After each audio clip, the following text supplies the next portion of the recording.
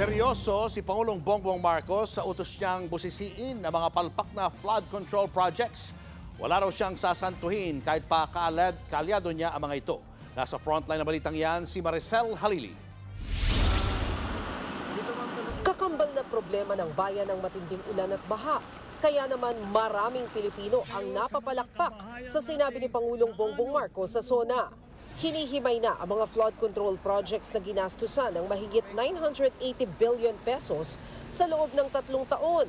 Pero nasaan ang resulta? Sabi ko, kalukuhan na ito. Maliwanag na hindi ginagawa ang trabaho. Hindi natin ginagawa dapat ito sa kababayan natin. Kasalanan na ito. Dahil dyan, nag-utos si PBBM ng audit at klaro na hindi DPWH ang mamumuno sa investigasyon. Hindi talaga DPWH. Hiningi lang natin, hindi nang hiningi. Kinuha na natin yung listahan. Kaya yung mahalaga doon sa aming pinag-usapan na isa sa publiko natin. Wala raw sasantuhin ng Pangulo kahit pa kaalyado niya ay hindi palalagpasin basta nasangkot sa korupsyon. Isa rin sa mga isyong binigyang diin ni PBBM ay ang pagputol ng pondo para sa mga foreign assisted projects. Kailangan daw yang ibalik.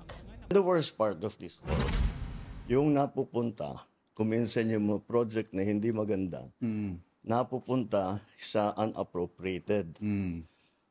Ano yun? Utang yun. Nangungutang tayo para mangurakot itong mga ito.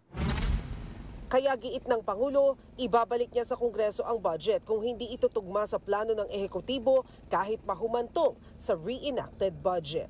Nagbabalita mula sa Frontline, Maricel Halili, News 5. Mga kapatid, Julius Babaw po. Para sa komprehensibo at makabuluhang balitaan at talakayan, mag-follow at mag-subscribe na sa social media pages ng News 5.